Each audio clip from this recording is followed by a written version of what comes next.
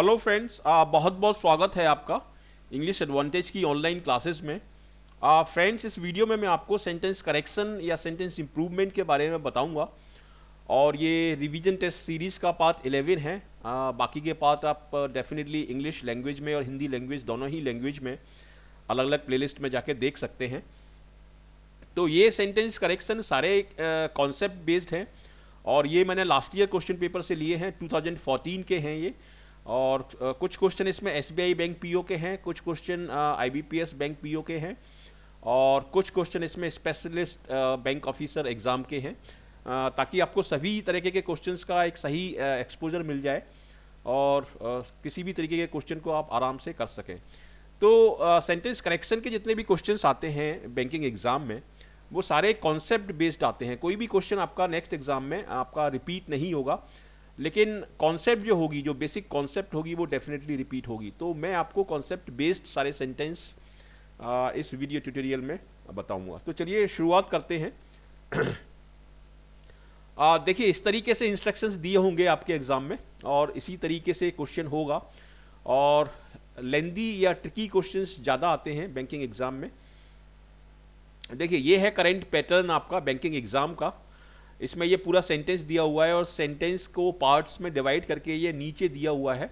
मतलब यही सेंटेंस को नीचे पार्ट्स में डिवाइड करके पूरा दिया हुआ है। First part, second part, third part, fourth part and no error part. तो आपके अगर 10 क्वेश्चन हैं तो 10 में से 2 या 3 आपके नो करेक्शन रिक्वायर्ड या नो एरर के भी हो सकते हैं। इस बात को आप हमेशा ध्यान रखिए। और चलिए शुरू करते हैं इसको। With sales of branded or premium petrol becoming almost nil due to high duties, a government-appointed panel has recommended slashing excise duty to make them at par with regular fuel. देखिए, मैं आपको एक चीज़ बोलना चाहूँगा कि बैंकिंग एग्ज़ाम को यदि आपको निकालना है तो आपकी वोकेबलरी डेफिनेटली बहुत अच्छी होनी चाहिए, क्योंकि वोकेबलरी का ही रोल है आपका रीडिंग कॉम्प्रिहेंशन में, क्लोज टेस्ट में और सेंटेंस करेक्शन और सेंटेंस इंप्रूवमेंट में। क्योंकि जब आपको सेंटेंस समझ में ही नहीं आएगा तो आप उसको करेक्ट कैसे करेंगे, और ये चीज़ आपको आएगी रीडिंग से।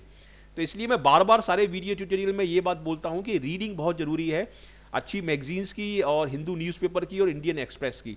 और उसको जब आपको पढ़ना है तो आपको समझते हुए पढ़ना है। देखिए, ये मैं आपसे इसलिए बोल रहा हूं, जैसे इस सेंटेंस को देखिए आप। इस सेंटेंस में कितने सारे वर्ड हैं जो कि आपको ऐसा लग सकते हैं कि पहली बार आपने देखे होंगे। या जैसे स्लैश एक वर्ड है इसमें, ठीक है, स्लैश एक कठिन वर्ड है इसमें, रिकमेंडेड एक कठिन वर्ड है इसमें, ठीक है, अपॉइंटेड, ये सारे वर्ड, प्रीमियम, ये सारे वर्ड आपको आने चाहिए, तभी आप उसका मतलब निकाल पाएंगे। एट पार, जैसे एट पार का क्या मतलब है, ठीक है, तभी आप उसको निकाल पाएंगे। एक्साइज, एक्साइज क्या होता है? एक्साइज ड्यूटी उत्पाद शुल्क होता है जो प्रोडक्शन पर लगता है। स्लैश का मतलब होता है कम करना, उसको घटाना, ठीक है। रिकमेंड का मतलब है कि अपना रिकमेंडेशंस देना, सजेशंस देना, उसको हम बोलते हैं रिकमेंडेशंस। एट पार का मतलब होता है किसी चीज के बराबर होना, बराबर लेवल पर आना। तो मैं अब आप उसको मतलब बताता हूं। विद सेल ऑफ ब्रांडेड और premium petrol becoming almost nil due to high duties. देखिए, पेट्रोल जो मिलता है वो दो तरीके का होता है। एक तो होता है आपका रेगुलर पेट्रोल, एक होता है प्रीमियम पेट्रोल। जब आप बाइक लेके जाते हैं या कार लेके जाते हैं पेट्रोल पंप पर, तो दो तरीके का पेट्रोल होता है उसमें। एक तो ब्रांडेड पेट्रोल होता है, प्रीमियम पेट्रोल, और एक होता है रेगुलर पेट्रोल। तो इसमें यह बोला जा रहा है कि विद सेल ऑफ ब्रांडेड और premium petrol becoming almost nil due to high duty, मतलब जो ब्रांडेड जो फ्यूल है आपका या प्रीमियम जो पेट्रोल है उसकी सेल निल है। उसकी सेल निल क्यों है? क्योंकि उस पर हाई ड्यूटीज लगती हैं, उसका प्राइस ज्यादा होता है हाई ड्यूटी की वजह से। A government appointed panel has recommended slashing excise duty to make them at par with regular fuels. मतलब एक गवर्नमेंट ने एक पैनल अपॉइंट किया है और उस पैनल ने ये रिकमेंड किया है कि उसकी यदि हम प्रीमियम पेट्रोल की यदि हम एक्साइज ड्यूटी कम कर दें तो उसको रेगुलर पेट्रोल, रेगुलर फ्यूल के प्राइस पे लाया जा सकता है केवल उसकी एक्साइज ड्यूटी कम करने से, और ऐसा करने से उसकी सेल जो है वो बढ़ जाएगी। तो ये इस सेंटेंस का मतलब है। आप इसको ध्यान से पढ़िए, इसमें एरर कहां पर है। विद सेल ऑफ ब्रांडेड और premium petrol becoming almost nil due to high duties. देखिए, यहां तक इसमें कोई एरर नहीं है।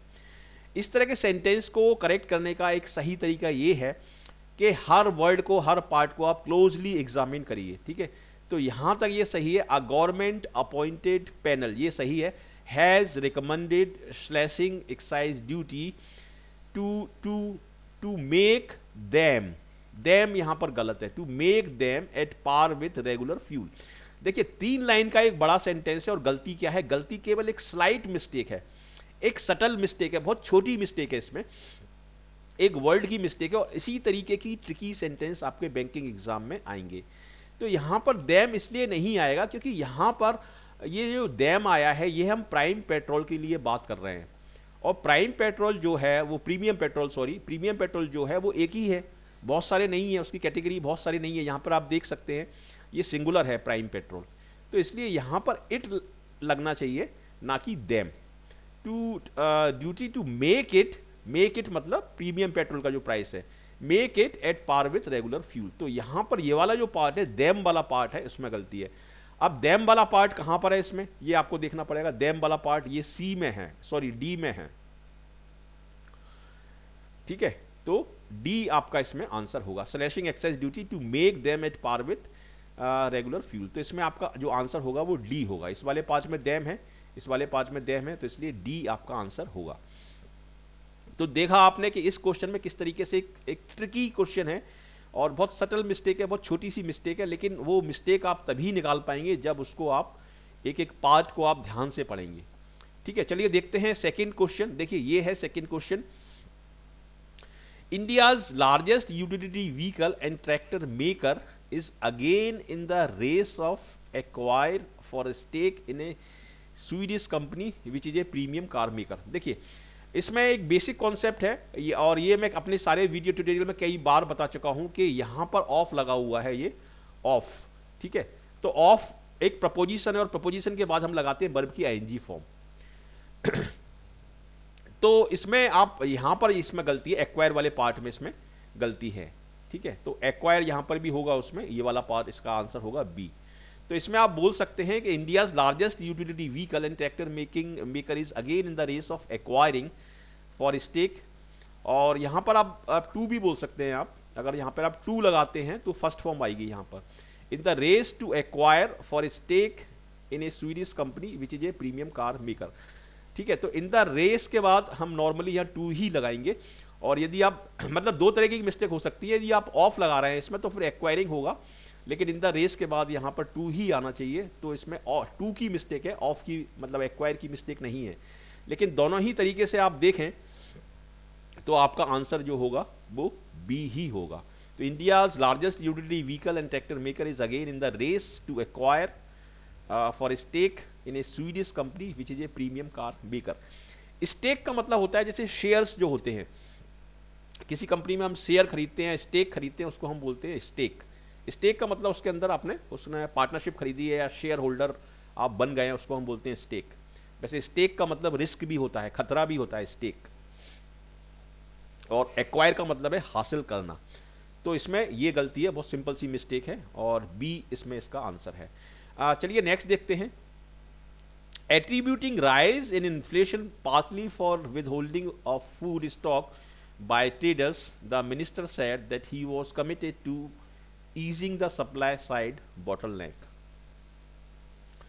देखिए इसमें गलती क्या है, पहले मैं इसका आपको मतलब बताता हूं कि सेंटेंस का मतलब क्या है, ये सेंटेंस क्या कहने की कोशिश कर रहा है। Attributing rise in inflation partly for withholding of food stock, मतलब मिनिस्टर जो हैं वो ये बोल रहे हैं कि जो इन्फ्लेशन है, जो महंगाई है, उसका रीज़न क्या है। उसका रीज़न ये है कि जो बड़े बड़े जो ट्रेडर्स हैं उन्होंने फूड स्टॉक को विदहोल्ड कर लिया है, ठीक है। जैसे बीच में जो तुअर की दाल थी उसके प्राइसेस बहुत बढ़ गए थे, 200 रुपये किलो हो गई थी। तो जो बड़े बड़े जो ट्रेडर्स थे, जो होलसेलर थे, उन्होंने उसको स्टॉक कर लिया था, जिसको काला बाजारी हम बोलते हैं, ठीक है। तो वही यहाँ पर मिनिस्टर बोलने की कोशिश कर रहे हैं। देखिए एट्रीब्यूटिंग राइज इन इन्फ्लेशन, मतलब जो इन्फ्लेशन में जो राइज हुआ है, जो बढ़ोतरी हुई है महंगाई में, पार्टली मतलब आंशिक रूप से, for withholding of food stock by traders, the minister said that he was committed to easing the supply side bottleneck. मतलब मिनिस्टर ने कहा कि जो सप्लाई साइड का जो कमियां हैं, जो सप्लाई साइड की जो बॉटलनेक है, जो रुकावट है, उसको वो ईज करने जा रहे हैं। मतलब वो ऐसा नहीं करने देंगे कि किसी भी ट्रेडर को कि वो काला बाजारी उसकी कर सके या उसको होल्ड करके रख सके। तो ये इसका इस सेंटेंस का मतलब है। ठीक है, तो अब आप देखिए attributing rise in inflation partly, तो यहां पर होना चाहिए आपका टू। यहां पर टू क्यों होना चाहिए? क्योंकि ये एक कॉन्सेप्ट है, ये एक बेसिक है इंग्लिश ग्रामर का कि एट्रीब्यूट वर्ड के बाद हम टू लगाते हैं। ठीक है, ये जैसे यदि मैं बोलूं कि I attribute my success to hard work, ठीक है, तो इसका मतलब होगा कि मैं अपनी सक्सेस के लिए अपने हार्डवर्क को जिम्मेदार मानता हूं। मतलब एट्रीब्यूट का मतलब होता है यदि आप किसी चीज को किसी चीज के लिए एट्रीब्यूट करते हैं तो आप, इसका मतलब यह है कि उस चीज का जो रीजन है वो है। ठीक है, तो यहां पर attribute rise in inflation partly to, मतलब जो मिनिस्टर साहब हैं वो इन्फ्लेशन को जिम्मेदार मान रहे हैं। मतलब इन्फ्लेशन किस वजह से हो रहा है? इन्फ्लेशन हो रहा है क्योंकि जो ट्रेडर्स हैं वो इस स्टॉक को विदहोल्ड करके रख रहे हैं। ठीक है, तो एट्रीब्यूट का मतलब होता है कि रीजन बताना। ठीक है, यदि मैं बोलूं कि I attribute my success to hard work, इसका मतलब यह है कि मेरी जो सक्सेस है उसका रीजन है हार्ड वर्क। ठीक है, तो एट्रीब्यूट टू हम हमेशा बोलते हैं और इसलिए इस फॉर के स्थान पर आपको लगाना पड़ेगा टू। ठीक है, ये इसमें आपकी गलती है और बहुत अच्छा सेंटेंस है ये। तो attributing rise in inflation partly यहां पर आएगा टू। ठीक है, तो इस सेंटेंस में फॉर की जगह आप क्या लगाएंगे? टू। तो इसलिए आपका आंसर क्या होगा? ए। और यदि आपको ये कॉन्सेप्ट नहीं पता है तो आप इस क्वेश्चन को कभी भी नहीं कर पाएंगे। तो इसलिए अगर आपने कॉन्सेप्ट को समझ लिया है, बेसिक्स को समझ लिया है, तो आप उस कॉन्सेप्ट के बेस पे कोई भी क्वेश्चन आराम से कर सकते हैं। तो इसलिए कॉन्सेप्ट को समझना जरूरी है, बेसिक को समझना जरूरी है, ना कि सेंटेंस को, क्योंकि सेंटेंस रिपीट नहीं होगा, कॉन्सेप्ट आपकी डेफिनेटली रिपीट होगी। तो मुझे उम्मीद है आपको ये सेंटेंस अच्छे तरीके से समझ में आया होगा। एट्रीब्यूट के बाद हम टू लगाते हैं, फॉर नहीं लगाते। नेक्स्ट देखते हैं, keeping in mind that power cuts are on different days in different areas, the change in the factories law would enable individual factories within an area to determining, इसमें गलत है, to determining their own weekly holidays। यहां पर देखिए enable और enable, enable to, I am unable to come and he was enable to do। ठीक है, तो इन दोनों वर्ड के बाद हम ing फॉर्म नहीं लगाते, हम यहाँ पर B1 लगाएंगे इसमें। ठीक है, अनेबल टू कम या इनेबल टू डू। तो यहाँ पर आपका डिटरमिनिंग, यहाँ पर आपका ये वाला जो पार्ट है डी वाला पार्ट है, तो इसमें आपका आंसर होगा डी। और ये चीज़ आपको रीडिंग से आराम से आ जाएगी कि किस वर्ड के बाद कौन सा वर्ड आता है। ठीक है, इनेबल अनेबल के बाद हम 2 + V1 लगाते हैं, ing फॉर्म नहीं लगाते, इसलिए इसमें आपका आंसर जो होगा वो होगा डी। चलिए नेक्स्ट देखते हैं, police officers have refused on identity. देखिए इसमें तो शुरुआत में ही गलती है, शुरुआत में ही मैंने गलती निकाल दी इसमें। ये रिफ्यूज जो है, रिफ्यूज और ये भी दोनों वर्ब हैं, ये रिफ्यूज्ड भी वर्ब है और ये भी वर्ब है। तो यहाँ पर आपको बोलना चाहिए रिफ्यूज्ड टू आइडेंटिफाई। ठीक है, refuse to identify, police officer have refused to identify the bystander. तो इसमें आपका आंसर होगा ए। अब मैं आपको इसका थोड़ा सा मतलब बता देता हूँ। बायस्टैंडर का मतलब होता है जो बगल में जो खड़े जो व्यक्ति रहते हैं, जो तमाशा देखते हैं किसी भी घटना का, उसको हम बोलते हैं बायस्टैंडर। तो police officers have refused to identify the bystander who is the only eye witness to the crime. मतलब पुलिस ऑफिसर ने उस बायस्टैंडर को पहचानने से मना कर दिया है जो कि उस केस का केवल अकेला आई विटनेस है। ठीक है, ये इसका मतलब है। और but have said that the investigation team would explore if he could be a witness in the case. मतलब उसको पहचानने से मना कर दिया है, लेकिन उन्होंने बोला है, उस टीम ने बोला है कि वो उसको हम काम में ले सकते हैं, वो यूजफुल हो सकता है इस केस को सुलझाने में। तो ये सेंटेंस का मतलब है और इसमें आपका आंसर जो होगा वो होगा ए। और कॉन्सेप्ट मैं बार बार इसलिए बोल रहा हूँ आपसे कि कॉन्सेप्ट यदि आपके स्ट्रॉन्ग हैं तो सेंटेंस करेक्शन हो, चाहे सेंटेंस इंप्रूवमेंट हो, चाहे क्लोज टेस्ट हो आपका, आप आराम से सेक्शनल कट ऑफ इसका प्री का और मेंस का आराम से आप निकाल सकते हैं। ठीक है, और ये हाई स्कोरिंग पार्ट होता है, सेंटेंस करेक्शन, सेंटेंस इंप्रूवमेंट और क्लोज टेस्ट, ये सबसे ज़्यादा मतलब इसको आप आसानी से कर सकते हैं यदि आप प्रैक्टिस करें। तो सबसे पहले आपको इसी को करना चाहिए, sentence correction, sentence improvement, cloze test को आप सबसे पहले करिए और जैसा कि स्टूडेंट करते हैं रीडिंग कॉम्प्रीहेंशन को सबसे पहले करते हैं, जो कि पूरी तरीके से गलत है। रीडिंग कॉम्प्रीहेंशन को आपको सबसे बाद में करना है, क्योंकि उसमें वो बहुत टाइम कंज्यूमिंग होता है, बहुत लेंदी होता है, बहुत ट्रिकी होता है। तो सबसे पहले आपको सेंटेंस करेक्शन करना है और सेंटेंस इंप्रूवमेंट करना है और क्लोज टेस्ट करना है, ठीक है। तो इनको यदि आप सही सही कर देते हैं तो आपके 10-12 नंबर तो वैसे ही आ जाएंगे, यदि आप इनको सही सही कर देते हैं। और 10-12 30 में से 10 या 12 से ज़्यादा सेक्शनल कट ऑफ कभी जा ही नहीं सकता। तो केवल 2 या 3 चीज़ों को ही आप सही कर देते हैं, सेंटेंस इंप्रूवमेंट, सेंटेंस करेक्शन और क्लोज टेस्ट, तो आपका सेक्शनल कट ऑफ कोई नहीं रोक पाएगा। सेक्शनल कट ऑफ इंग्लिश का आपका प्री और मेंस दोनों का निकल जाएगा। तो इस स्ट्रेटजी को थोड़ा सा ध्यान में रखिए आप, और इसको आप अप्लाई करिए, डेफिनेटली आपको सफलता मिलेगी। नेक्स्ट देखते हैं, India's largest passenger carrier slash, देखिए स्लैश वर्ड फिर आ गया। स्लैश का मतलब होता है घटाना, ठीक है। Slash its fare by 50% for a 30-day advance purchase made on its website. देखिए इसका मतलब क्या है, पहले मैं इस सेंटेंस का मतलब बताता हूँ आपको। इंडियाज लार्जेस्ट पैसेंजर कैरियर, ठीक है, इंडिया का जो सबसे बड़ा पैसेंजर कैरियर है, माल वाहक वाहन है जो, उसने अपने फेयर्स को, अपना जिसको हम बोलते हैं ढुलाई, माल ढुलाई, उसने अपने जो माल ढुलाई का जो फेयर है उसको 50% तक कम कर दिया है। किसके लिए? For a 30-day advance purchase made on its website. यदि आप 30 डे का एडवांस परचेज करते हैं इसकी वेबसाइट से, तो आपको वो 50% किराए में स्लैश कर देंगे, रिडक्शन देंगे इसमें। तो ये सेंटेंस बहुत ट्रिकी सेंटेंस है, हाई ट्रिकीएस्ट सेंटेंस है ये, क्योंकि इसमें गलती आपको, आप देखेंगे तो मिलेगी ही नहीं इसमें गलती, लेकिन मैं आपको देखिए बारीकी से अगर आप देखेंगे तो मिल जाएगी आपको।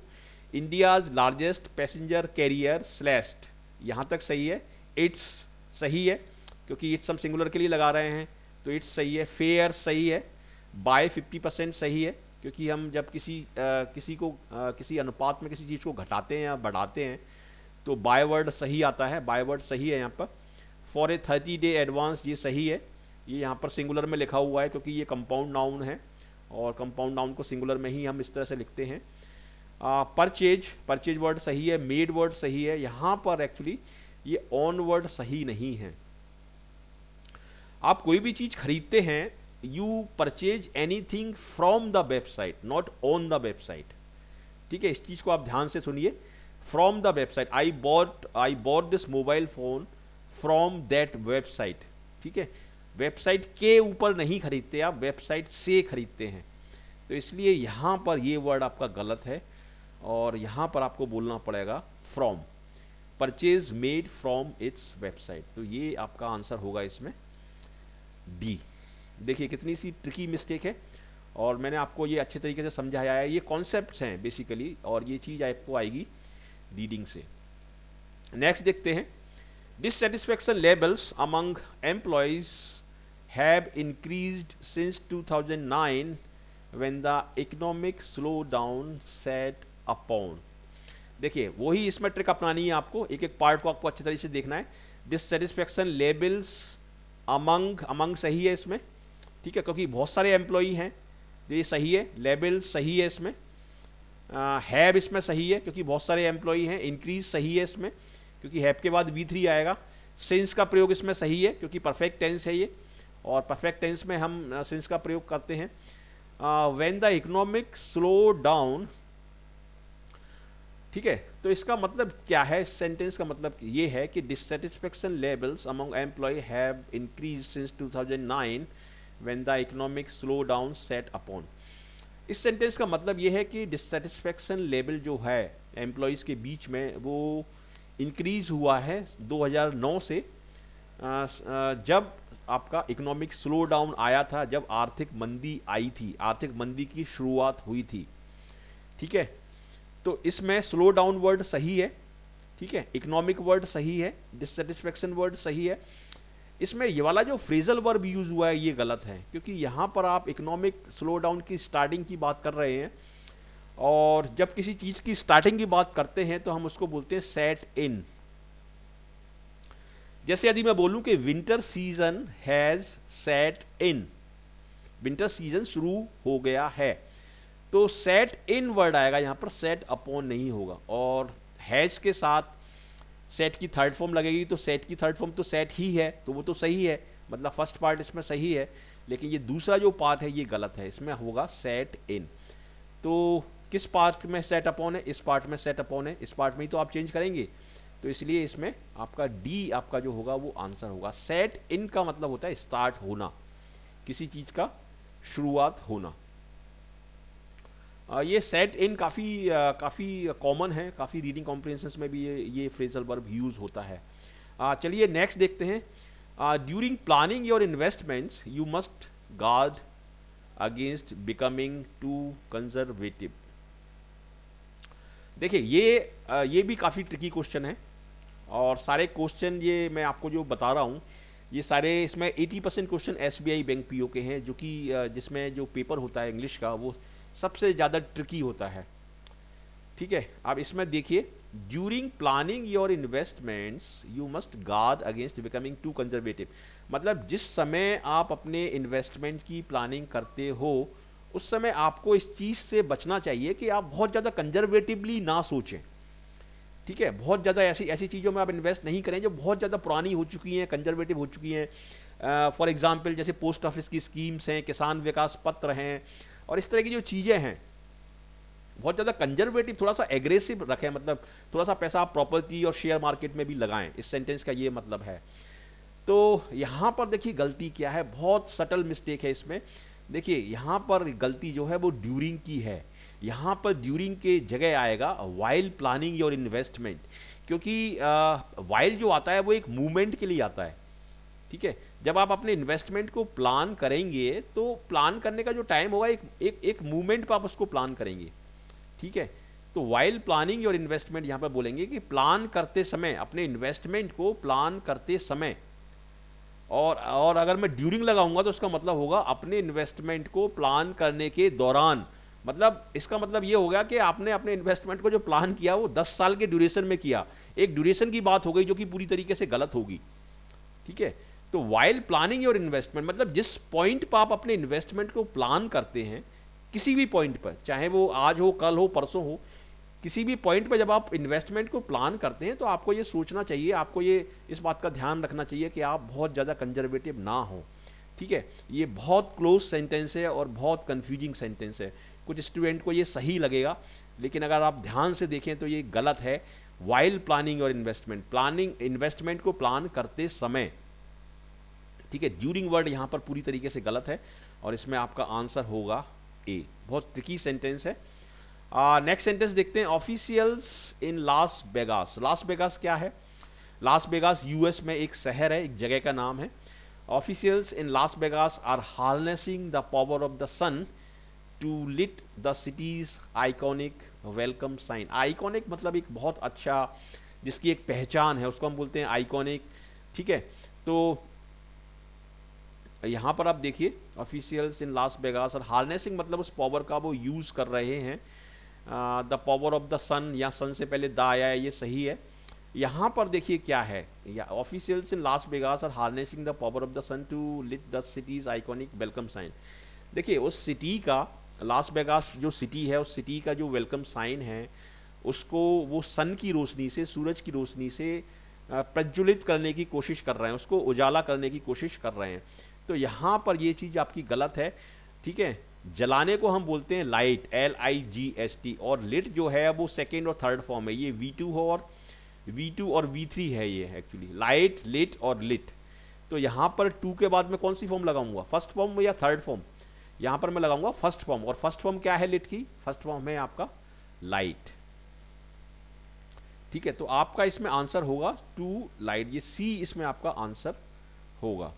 और इसमें मेरे हिसाब से, वैसे तो ये क्वेश्चन मैंने एज इट इज लिया है बैंकिंग एग्जाम से, लेकिन यहाँ पर भी इसमें दा होना चाहिए, the officials in Las Vegas. ठीक है, लेकिन इसको आप अभी इग्नोर करिए क्योंकि ये क्वेश्चन मैंने एज इट इज लिया है, लेकिन इसमें गलती यहाँ पर है, और ये बहुत सिंपल मिस्टेक है, ये कोई टिपिकल मिस्टेक नहीं है। जैसे अगर मैं बोलता हूँ लाइट द सिगरेट, या इस तरह से लाइट द लैम्प, लाइट का मतलब होता है जलाना, और लिट इसकी सेकेंड और थर्ड फॉर्म होंगी। नेक्स्ट देखते हैं, Suresh who was born on the Marina shore says he can judge a depth of water by its color. Suresh, who was born on the Marina's shore, ये यहाँ तक सही है। मेरीना बीच जो है वो चेन्नई में है, समुद्र का किनारा, ठीक है। सेज ये सही है, ही कैन जज सही है, अ डेप्थ ऑफ ये यहाँ पर गलत है। इसमें एक्चुअली क्योंकि डेप्थ को हम पर्टिकुलराइज कर रहे हैं, किस डेप्थ की बात कर रहे हैं हम, पानी की डेप्थ की, ठीक है। तो द डेप्थ ऑफ वाटर इसमें होना चाहिए, ये सेंटेंस इस तरीके से आपका सही हो जाएगा। तो इसमें आपका आंसर होगा जज द डेप्थ ऑफ वाटर, ठीक है। इसको डेप्थ को हम पर्टिकुलराइज कर रहे हैं, इसलिए सी इसमें आपका आंसर होगा। तो इस तरीके से आपको मैंने इसमें 10 क्वेश्चन समझाए हैं और ये 10 क्वेश्चन आपको अच्छे तरीके से समझ में आए होंगे। किसी भी क्वेश्चन में यदि आपको डाउट है तो ज़रूर मुझे कमेंट में लिख के बताइए और मैं उसका सॉल्यूशन आपको दूंगा और आपको उसका डाउट्स क्लियर करने की कोशिश करूंगा। तो ये मेरी कुछ लिंक्स हैं। मेरे पास काफ़ी रिक्वेस्ट आ रही हैं इंग्लिश एडवांटेज ग्रुप में जुड़ने की, तो उनको डेली जोड़ा जा रहा है, जो भी स्टूडेंट्स की रिक्वेस्ट आ रही हैं। व्हाट्सएप पे भी काफ़ी स्टूडेंट रिक्वेस्ट भेज रहे हैं डेली, तो व्हाट्सएप पे भी आप जुड़ सकते हैं डेफिनेटली। ये वाला जो नंबर है इसको आप सेव कर लीजिए अपने फ़ोन में, जो नीचे दिया हुआ है, और उसके थ्रू आप अपना नाम और ऐड मी लिख के मुझे भेजिए और आपको मैं ग्रुप में ऐड कर लूँगा। ये है फेसबुक का आईडी, ये सारे URL आपको डिस्क्रिप्शन बॉक्स में नीचे मिल जाएंगे, उनके थ्रू आप मुझे ज्वाइन कर सकते हैं फेसबुक पर। और ये है English advantage group, English advantage education page है, इसको भी आप लाइक करिए। और ये है मेरा यूट्यूब चैनल का URL, इसको अपने फ्रेंड्स के साथ शेयर करिए ताकि उनका भी फ़ायदा हो। और ये है मेरा ट्विटर का ID, इसके थ्रू आप ट्विटर पर मुझे डेफिनेटली फॉलो कर सकते हैं और लिंक्डइन पर भी आप मेरे साथ जुड़ सकते हैं। ये है मेरा व्हाट्सएप नंबर 9893719933। इसको आप पहले अपने मोबाइल में सेव करिए और उसके बाद मुझे भेजिए अपना नाम लिख के और ऐड मी लिखिए, उसके बाद मैं आपको इस ग्रुप में शामिल कर लूँगा। और ये है मेरा ईमेल ID, तो डेफिनेटली आप इसके थ्रू जुड़ सकते हैं और फ़ायदा उठा सकते हैं। तो कैसा लगा आपको ये वीडियो? यदि आपको वीडियो आपके एग्ज़ाम के लिए, आपकी सक्सेस के लिए अच्छा लगा है तो ज़रूर इसको लाइक करिए, शेयर करिए अपने फ्रेंड्स के साथ और कमेंट करके मुझे बताइए कि कैसा लगा आपको ये और कितना यूज़फुल रहेगा ये आपकी सक्सेस के लिए। और यदि आप फर्स्ट टाइमर हैं इस चैनल पर तो ज़रूर हमारे साथ जुड़िए, आपका बहुत बहुत स्वागत है इस चैनल पर। ज़रूर इस चैनल को सब्सक्राइब करिए और यदि आप हमारे साथ जुड़ते हैं, सब्सक्राइब करते हैं, तो सारे नोटिफिकेशंस आपको वीडियोज़ को वो मिलते रहेंगे और आप उनको देख के डेफिनेटली सक्सेस प्राप्त कर सकते हैं। और सारे वीडियोस इसमें एग्ज़ाम ओरिएंटेड वीडियो ही अपलोड किए जाते हैं, रिजल्ट ओरिएंटेड वीडियो ही अपलोड किए जाते हैं, ताकि हमारे जो स्टूडेंट हैं उनको जल्दी से जल्दी किसी भी एग्ज़ाम में सफलता मिले। तो once again thank you very much for watching this video and I wish you all the best for your bright future. Thank you very much.